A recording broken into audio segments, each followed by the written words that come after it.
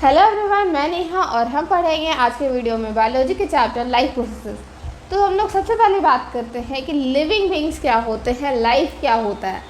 Life processes तो हाँ ठीक है, क्लियर है कि हमें लाइफ के लिए जो प्रोसेस चाहिए वो लाइफ प्रोसेसेस हैं। बट सबसे पहला टॉपिक तो हमारा यही आता है ना कि लाइफ है क्या, किन चीज़ों को हम कहेंगे कि वो लिविंग है। तो लिविंग का डेफिनेशन क्या है, बेसिकली ये बात है जो लिविंग है उसमें लाइफ है, ये तो हम जान रहे हैं। तो लिविंग किनको कहेंगे, कैसे आप बताओगे कि कोई चीज़ लिविंग है या नहीं है। क्या आपका फ़ोन लिविंग है? नहीं है, हमको पता वो नहीं है। हम लोग लिविंग हैं, हाँ ऑफ कोर्स हम लोग लिविंग हैं। तो क्या क्या पैरामीटर्स होता है, क्या पैरामीटर्स ऐसा होता है जिसको देख करके हम बोलते हैं कि कोई चीज़ लिविंग है या कोई चीज़ लिविंग नहीं है। तो सबसे पहला चीज़ जो हम लोग अक्सर बोलते हैं कि जिनमें ग्रोथ देखा जा रहा है वो लिविंग है, ठीक है। जो ब्रीथ कर पा रहे हैं वो लिविंग हैं। और क्या, जिनमें मूवमेंट है वो लिविंग है। जनरली हम लोग इन्हीं डेफिनेशन से बोलते हैं कि हाँ ये कोई एक चीज़ सर्टेन चीज़ लिविंग है। बट क्या ये चीज़ काफ़ी है, क्या ये तीन चीज़ अगर है तो हम कह सकते हैं कोई लिविंग है। तो जैसे मूवमेंट के ऊपर हम लोग सबसे पहले बात करते हैं कि मूवमेंट तो हम मूव कर रहे हैं, एक चींटी मूव करता है, एक इंसेक्ट मूव करता है, तो हम लोग बोलते हैं कि हाँ वो लिविंग है। पंखा भी तो मूव करता है ना, तो वो क्या लिविंग है? नहीं है। और वैसे वो मूव नहीं करता है, रोटेट करता है, but that's a different issue. Movement तो खैर देखा जा ही रहा है उसमें। तो मूवमेंट को चलो ठीक है, मूवमेंट को हम हटा देते कि नहीं, मूवमेंट कोई सब्जेक्ट नहीं हुआ कि हाँ मूवमेंट है तो लिविंग है। क्योंकि आप देखो बहुत सारे ऐसी चीज़ें जो मूव नहीं भी करते हैं, जैसे कि प्लांट्स तो अपनी जगह से मूव नहीं करते हैं, लेकिन वो भी तो लिविंग बीइंग्स है। तो movement is not a parameter. Next है ब्रीदिंग। तो ब्रीदिंग, हाँ चलो ब्रीदिंग ठीक है, हम सांस ले रहे हैं, इनहेलेशन एक्सहेलेशन, ब्रीथ कर रहे हैं, तो हम कह रहे हैं कि हाँ हम लिविंग हैं। इंसेक्ट ब्रीथ कर रहा है, बट क्या आप इंसेक्ट को ब्रीथ करते हुए देख सकते हो? नहीं दिखता है। एक कुत्ता को देख करके आप बोल सकते हो, एक बिल्ली को देख करके आप बोल सकते हो कि वो ब्रीथ कर रहा है, लेकिन आप एक प्लांट को देख करके नहीं बोल सकते। एट द सेम टाइम आप एक चींटी को देख करके नहीं बोल सकते हो कि वो ब्रीथ कर रहा है। तो बहुत सारे ऐसे एग्जाम्पल्स हैं जहाँ पे ब्रीदिंग ऑब्वियस नहीं होता है, दिखता नहीं है। तो इसलिए हम लोग ब्रीदिंग को भी एकदम प्रॉपरली बोल नहीं पाएंगे क्योंकि हम लोग हर किसी का ब्रीदिंग चेक नहीं कर पाते। फिर आता है ग्रोथ। अब ग्रोथ भी एक अच्छा पैरामीटर है, हाँ कि जो ग्रोथ कर रहा है वो लिविंग है। पर जैसे लेट्स से कोई ग्रोथ करना रोक दिया, अपना किसी का ग्रोथ रुक गया, तो क्या हम कह दें कि वो नॉन लिविंग हो गया? जैसे कि हमारा भी तो एक सर्टेन एज होता है जहाँ तक हम लोग ग्रो करते हैं, उसके बाद तो हम लोग का ग्रोथ ऐसा विजिबल होता नहीं है। प्लांट्स का देख लो, प्लांट्स तो हमेशा लाइफ टाइम अपने ग्रोथ करते रहते हैं, बट ऐसा भी नहीं है कि उनका ग्रोथ बहुत ज़्यादा विजिबल होता है, नहीं होता उनका ग्रोथ विजिबल। कई बार कई ऐसे प्लांट्स छोटे से ही रह जाएंगे, कैक्टस कुछ है जो कि छोटे से ही रहते हैं, ग्रोथ दिखता नहीं है उनका। तो क्या हम कह सकते हैं कि उनमें ग्रोथ नहीं हो रहा है, वो लिविंग नहीं है? हम लोग कब बोल पाएंगे कि ये प्लांट अब तक लिविंग है और इस सेकंड पे वो मर गया? ग्रोथ तो हमें दिख नहीं रहा है, वो तो आपको उसके लिए तो आपको वेट करना पड़ेगा। तो हाँ, ग्रोथ भी जो है ये एकदम प्रॉपर डेफिनेशन नहीं है कि हाँ ये ग्रो कर सकता है, ठीक है। तो कौन सा ऐसा फैक्टर है जो कि जिसको हम लोग एकदम प्रॉपरली बोल सकते हैं कि हाँ अगर ये चीज़ ये कर रहा है तो वो लिविंग है? तो उसके लिए जो पैरामीटर हम लोग कंसीडर करते हैं वो है आपका मॉलिक्यूलर मूवमेंट।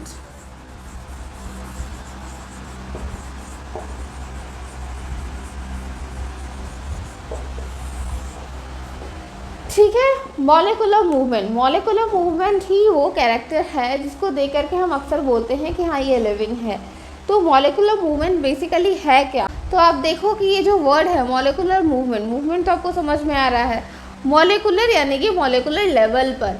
तो मॉलिक्यूलर मूवमेंट क्या बोलने का मतलब क्या है हमारा, कि जैसे सेल है, ठीक है, cell is the basic fundamental unit of life, ये हमें पता है, सबको पता है कि सेल है वही फंडामेंटल यूनिट ऑफ लाइफ है। अब वो सेल को टिके रहने के लिए, वो सेल तो अपने इन्वायरमेंट से डिस्टर्ब हो रहा है ना, कभी हवा से, कभी पानी से, कभी उसके आसपास के फ्लूइडिटी से, बहुत सारी चीज़ों से एक सेल को फ़र्क पड़ता है, बहुत सारी चीज़ों से वो अफेक्ट होता है। तो एक सेल जब भी अफेक्ट हो रहा है तो उसमें कुछ ना कुछ चेंजेस आ रहा है, और वो चेंजेस कई बार ऐसा चांसेस होता है कि वो डैमेज होगा। ऑब्वियसली एक लॉन्ग टाइम में अगर कोई भी सेल अपने इन्वायरमेंट से आसपास में इंटरेक्ट करेगा तो कहीं ना कहीं छोटा ऐसे ही कभी कभार एक्सीडेंटली या अनइंटेंशनली या जो भी रीज़न से डैमेज आना नॉर्मल है, डैमेज इज़ क्वाइट नॉर्मल। तो इस तरह से अगर सारे सेल्स एक एक करके डैमेज होने लग गए तो आपका सेल्स डैमेज हुआ तो टिश्यू डैमेज हो जाएगा, टिश्यू इस तरह से लगातार डैमेज होता चला गया, ऑर्गन्स डैमेज हो जाएंगे, ऑर्गन्स डैमेज हो गए तो ऑर्गन सिस्टम डैमेज हो जाएंगे, फिर लिविंग बीइंग नहीं रहेंगे। तो ये जो भी एक सेल जो फेस करता है, अपने इन्वायरमेंट से इंटरेक्ट करता है, उसके बीच में अपने डैमेज को कंट्रोल करने के लिए, अपने आप को मेंटेन करने के लिए वो हमेशा कुछ ना कुछ इधर उधर करता रहता है। इधर उधर करने का मतलब कि जैसे सेल है, सेल में उसका ढेर सारे सेल ऑर्गेनल्स है, सेल ऑर्गेनल्स को क्या चाहिए, लेट्स से एनर्जी चाहिए, तो एनर्जी भी तो वो इधर उधर करेगा ना, इस जिधर चाहिए उधर भेजेगा, या जिस चीज़ से एनर्जी मिलता है उसको वो कंज्यूम करेगा। तो ये जो चीज़ों का जो एक्सचेंज हो रहा है इसी को हम कहते हैं मॉलिक्यूलर मूवमेंट। लेट्स से किसी सेल का जो फूड है वो ग्लूकोज है, तो ग्लूकोज जो मूव कर रहा है तो ग्लूकोज भी तो एक मॉलिक्यूल ही है, तो ये जो मॉलिक्यूल का मूवमेंट हुआ इसको हम कहते हैं मॉलिक्यूलर मूवमेंट। तो जब तक ये मॉलिक्यूलर मूवमेंट एक सेल में हो रहा है तब तक सेल जिंदा है। अब ये भी ऑब्वियस नहीं है, लेकिन सबसे जो बेसिक फैक्टर है वो यही है कि मॉलिक्यूलर मूवमेंट अगर किसी चीज़ में चल रहा है तो वो लिविंग है, अगर मॉलिक्यूलर मूवमेंट नहीं हो रहा है दैट मीन्स कि लिविंग नहीं है। ठीक है, तो मॉलिक्यूलर मूवमेंट ही है जो आपका बेसिक कैरेक्टर है किसी चीज़ के, मतलब लिविंग होने का। अब मॉलिक्यूलर मूवमेंट में आपका बहुत सारे रीज़न से हो सकता है, और इसका बेसिक काम क्या होता है, मॉलिक्यूलर मूवमेंट किस रीज़न से होता है। तो बेसिकली मैंने क्या कहा, रिपेयरिंग एंड मेंटेनेंस के लिए।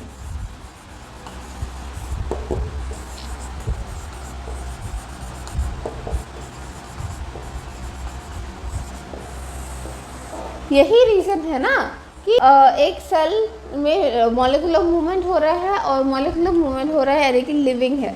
तो जिस रीज़न से वो लिविंग है, मतलब जिस रीज़न से हमें पता चल रहा है कि वो लिविंग है, उसी को करने के लिए जितने भी प्रोसेस लगेंगे उनको हम कहेंगे लाइफ प्रोसेसेस। समझ आया? मतलब कि कोई भी सेल को अगर हम रिपेयर और मेंटेनेंस कर रहे हैं तो उनमें रिपेयर और मेंटेनेंस में जो जो चीज़ें, जो जो प्रोसेस इन्वॉल्व होंगे उनको हम कहेंगे लाइफ प्रोसेसेस। ठीक है, समझ आया? जो जो प्रोसेस एक सेल का, एक टिश्यू का, एक ऑर्गन का, जो भी ऑर्गन बीइंग का कंस्टिट्यूएंट है, उन सेल्स की रिपेयरिंग और मेंटेनेंस में जो जो प्रोसेसेस लग रहा है वो सारा लाइफ प्रोसेसेस कहलाता है। ठीक है, अब हम लोग बात करते हैं कि कौन कौन से होते हैं वो लाइफ प्रोसेसेस। तो कौन कौन से हैं लाइफ प्रोसेसेस? तो सबसे पहले हम लोग बात करते हैं लिविंग का जो बेसिक यूनिट है वो तो है हमारा सेल। अब सेल में ढेर सारे ऑर्गेनल्स हैं, ऑर्गेनल्स अपने ऑर्गेनल्स को आपस में काम करने के लिए, अपना काम चालू रखने के लिए सबसे पहला जो चीज़ चाहिए वो चाहिए एनर्जी। ठीक है, एनर्जी के लिए हमें क्या चाहिए? फूड, खाना चाहिए। फूड को हम लोग इन जनरल कहते हैं न्यूट्रिशन। तो ये है आपका सबसे पहला प्रोसेस, लाइफ प्रोसेसेस में सबसे पहला आता है न्यूट्रिशन। ठीक है, न्यूट्रिशन वो चीज़ है, एक फैक्टर है जो कि सेल को हमेशा चाहिए अपना काम रेगुलर तरीके से करने के लिए। कोई डैमेज नहीं हो रहा है, कुछ नहीं हो रहा है, कोई इंटरेक्शन आसपास में नहीं होगा तो भी उसको अपना रेगुलर काम करने के लिए, अपने लिविंग होने के लिए उसको एनर्जी चाहिए जो कि फूड से मिलेगा, यानी कि न्यूट्रिशन उसको चाहिए ही चाहिए। तो न्यूट्रिशन होता है हमारा सबसे पहला लाइफ प्रोसेस। ठीक है, सेल जो है, सेल तो एक सिंगुलर है। आसपास में एनवायरनमेंट में अगर उसको ग्लूकोज मिला या फिर जो भी उसका न्यूट्रिशन का जो कंपोनेंट है वो उसको मिल गया, वो उसको ले लिया डिफ्यूजन से सिंपली, तो उसका न्यूट्रिशन तो वहीं ख़त्म हो गया। नहीं, डिफ्यूजन से ही उसका न्यूट्रिशन हो जाता है। ठीक है, तो सिंगल सेलुलर ऑर्गेनिजम्स के लिए कोई प्रॉब्लम नहीं है, सेल अकेले डिफ्यूजन करके अपना काम कर लेगा। मल्टी सेलुलर ऑर्गेनिजम्स के केस में आ जाता है प्रॉब्लम। क्या प्रॉब्लम? अब टिश्यू है, ढेर सारा सेल है, एक जगह पर खाना कैसे वो कहाँ से डिफ्यूजन करेगा? इतना जब कॉम्प्लेक्सिटी बढ़ता है धीरे धीरे तो आपका सरफेस एरिया तो घट रहा है उस हिसाब से। अब बॉडी बड़ा हो रहा है, आपका सरफेस एरिया उस रेशियो में नहीं है जितना होना चाहिए, तो फिर आपका खाना तो उतना अब्जॉर्ब हो नहीं पाएगा डिफ्यूजन से। डिफ्यूजन वहाँ पर फेल हो जाता है। मतलब डिफ्यूजन उतना डिफ्यूजन के लिए आपको ज़्यादा सरफेस एरिया चाहिए और वो ज़्यादा हो नहीं पाता है कॉम्प्लेक्स ऑर्गेनिज्म के केस में। तो इसलिए डिफ्यूजन से तो खाना पीना होगा नहीं। तो वहाँ पे क्या होता है, अलग अलग तरीका अपनाता है बहुत सारा ऑर्गेनिजम्स खाने के लिए। जनरली जो होता है वो माउथ होता है, एक माउथ में वो खाना इंजेस्ट कर लेता है। उसका एक एलिमेंट्री कैनाल होता है जहाँ पर उसका डाइजेशन वगैरह होता है। तो उस पर हम लोग बाद में बात करेंगे कि न्यूट्रिशन कैसे होता है अलग अलग ऑर्गेनिजम्स में। बट न्यूट्रिशन होने का अलग अलग तरीका होता है अलग अलग ऑर्गेनिजम्स में, इस बेसिस पे कि उनका कॉम्प्लेक्सिटी कैसा है, उनका कैरेक्टरिस्टिक्स कैसा है। जैसे कि प्लांट ऑटोट्रॉफिक न्यूट्रिशन करते हैं, क्या होता है बाद में बात करेंगे, बट करते हैं। कुछ पैरासिटिक होते हैं जो कि दूसरे ऑर्गेनिज्म से अपना न्यूट्रिशन लेते हैं। कुछ होते हैं हेटेरोट्रॉफिक जो कि दूसरे जगह से लेते हैं। कुछ इंसेक्टिवोरस भी हैं। इंसेक्टिवोरस ऐसे न्यूट्रिशन का सीन नहीं है, बट हाँ आप जान के रखो कि न्यूट्रिशन कई तरह से हो सकता है, डिपेंड करता है completely on the basis of complexity कि कैसा ऑर्गेनिज्म है वो, उस ऑर्गेनिज्म का क्या क्या कैरेक्टर्स है। तो उसमें हम लोग बाद में बात करेंगे। बट बेसिकली क्या है, न्यूट्रिशन का आपका अलग अलग तरीका हो सकता है। तो न्यूट्रिशन जितने भी तरीके से हो, तो बेसिक चीज़ क्या है आपका कि कार्बन बेस्ड फूड आता है आपके पास।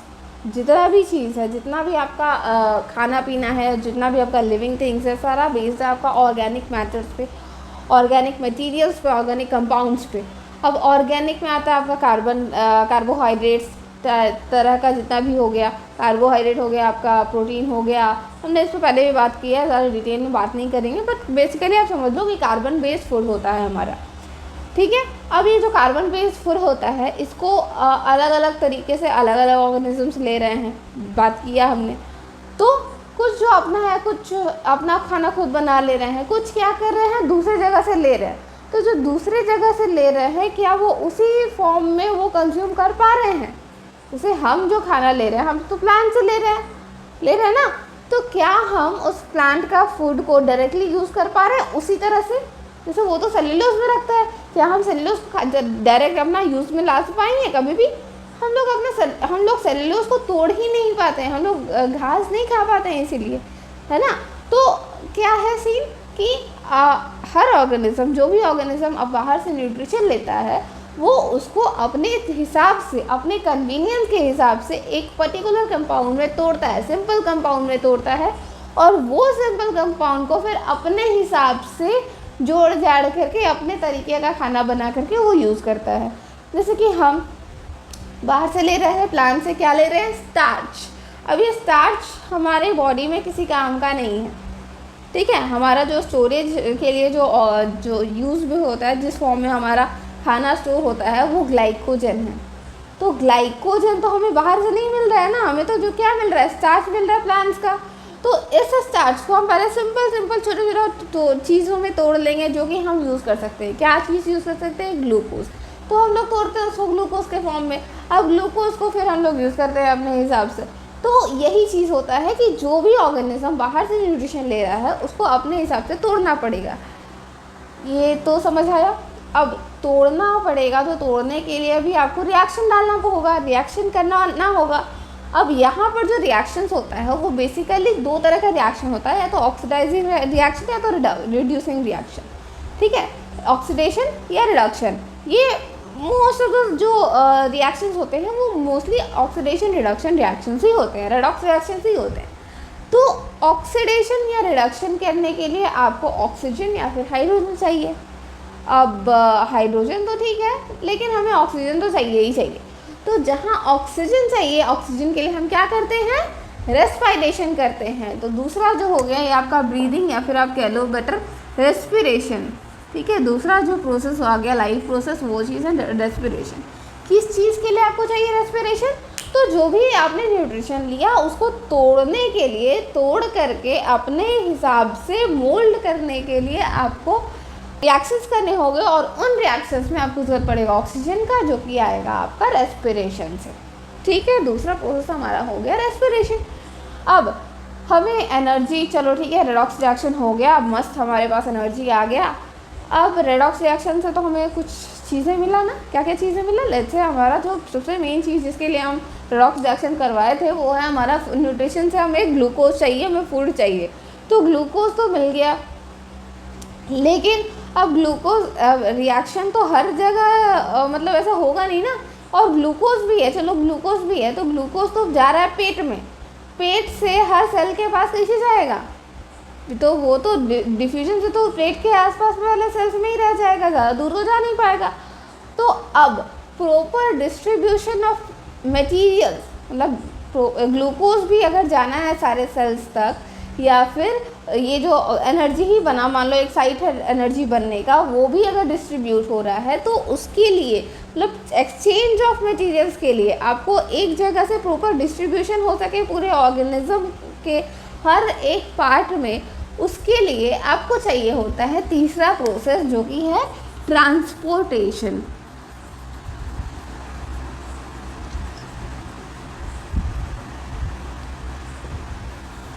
ठीक है, ट्रांसपोर्टेशन बहुत ज़रूरी है। ट्रांसपोर्टेशन क्यों? कॉम्प्लेक्सिटी के हिसाब से अलग अलग स्ट्रक्चर डेवलप हो जाता है, बहुत ऑर्गन सिस्टम्स आ जाते हैं। तो जब ऑर्गन सिस्टम्स आ रहे हैं तो एक पर्टिकुलर साइट ही हो गया आपका इंजेक्शन का, जहाँ पर आपका खाना जाएगा।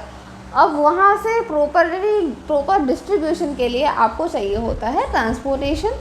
ट्रांसपोर्ट एक एक जगह पर हो गया, मतलब सेल्स के पास, सारे सेल्स के पास ग्लूकोज पहुँच गया। अब यहीं पर ट्रांसपोर्टेशन में इसके थ्रू ही आपका जो रेस्पिरेशन से जो ऑक्सीजन लिया गया है एक पर्टिकुलर साइट पे लिया गया, देखो कहाँ पे? लंग्स पे। अब लंग्स से हर जगह पर ऑक्सीजन पहुँचे, उसके लिए भी आपको ट्रांसपोर्टेशन ही चाहिए। अब ट्रांसपोर्टेशन हो गया, ठीक है, अपना रेस्पिरेशन हो गया, एनर्जी बन गया, हम लोग यूज़ कर लिए, चलो ठीक है, यहाँ तक सब ठीक है। लेकिन जो भी रिएक्शन हुआ, उस रिएक्शन में ऐसा तो नहीं है कि सिर्फ ग्लूकोज ही निकला, सिर्फ एनर्जी ही निकला, और कुछ भी तो निकलता है, बहुत कुछ निकलता है, बहुत तरह का बाई प्रोडक्ट्स आता है, और सारा बाई प्रोडक्ट्स आपके काम का नहीं होता है। बहुत सारा बाई प्रोडक्ट्स ऐसा होता है जो कि आपके लिए इंजूरियस होता है, आपके बॉडी में अगर जमा हो जाए तो वो प्रॉब्लम काउज करेगा। तो उसके लिए क्या करना होता है? बहुत ज़रूरी होता है कि वो जो बाई प्रोडक्ट्स हैं आप उसको अपने बॉडी से एलिमिनेट करो। अब ये एलिमिनेट करने के लिए बॉडी से उसको फ़िल्टर करना पड़ेगा, सारा चीज़ों को, जो भी आपके पास मटीरियल है सारों को फ़िल्टर करना पड़ेगा। फ़िल्टर करके उसको तरीके से निकालना होगा।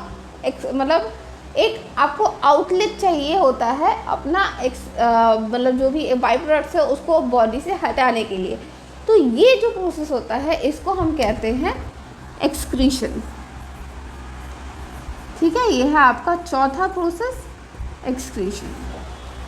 तो बेसिकली ये 4 लाइफ प्रोसेस हैं। पहला न्यूट्रिशन, दूसरा रेस्पिरेशन, तीसरा ट्रांसपोर्टेशन, देन एक्सक्रीशन।